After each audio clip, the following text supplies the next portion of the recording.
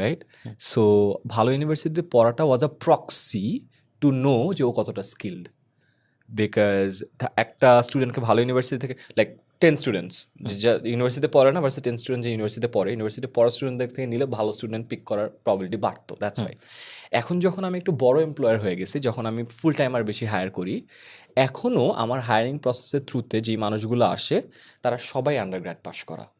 Rarely আমরা পাই যে undergrad probably করে নাই, খুবই রেয়ার। সো যেই পেজটা আমি হয়তো অনেক বলছি যে ডিগ্রির থেকে স্কিল ম্যাটার করে অ্যান্ড অল, বাট যখন মার্কেট থেকে মানুষ নিতে যাচ্ছি তখন আসলে দিন শেষে ওই ডিগ্রিধারী মানুষজনেরই সংখ্যাটা বেশি, ট্রুথ বি টোল্ড, এই জন্য অনেস্ট কনফেশন। সো যেই রেটটা প্রবলি এক্সপেক্ট করছি ওই রেটটা না।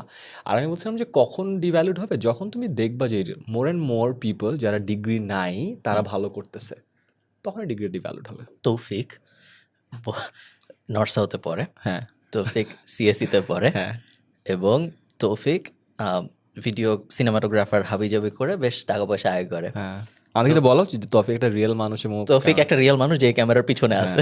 বলে দেওয়া উচিত না, র্যান্ডম অনেক তৌফিক তৌফিকের চেহারাটা দেখা দাও।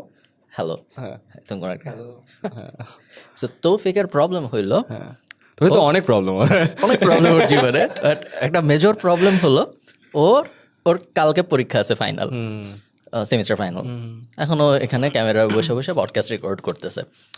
এখন ওর সিএসসি কখনো কি শেষ হবে নাকি এটা ও জানে না। ও একটা প্ল্যান করতেছিল একটু আগে যে 120 ক্রেডিট যদি 120 মাসে নেওয়া যায় তাহলে ধরো মোটামুটি 15 বছরে ওর সিএসসি ডিগ্রির হয়তো অত দরকার নাই আর। এখন ওর যে অবস্থা, ও যে পরীক্ষার জন্য ওকে দুবাই থেকে শুটিং করতে ডাকে, যে আমাদের শরীরও যাইতে পারে না কারণ ওর নর্থ সাউথ ওর জন্য একটা ঝামেলা এখন ওর জীবনের, ওর ক্যারিয়ারের গতিতে।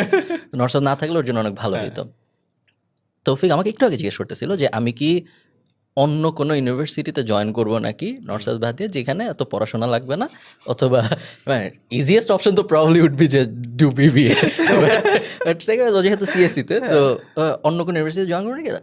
ও কিন্তু এখনও ভাবতেছে না যে আন্ডারগ্র্যাড না হইলেও ওর জীবন হবে। আচ্ছা, এবং বেশিরভাগ মানুষই ভাবে না, প্রিভিলেজড ক্লাস নন প্রিভিলেজ ক্লাস আরও ভাবে না, তাদের ডিগ্রি ভ্যালু আরও বেশি, বাট কেউই আসলে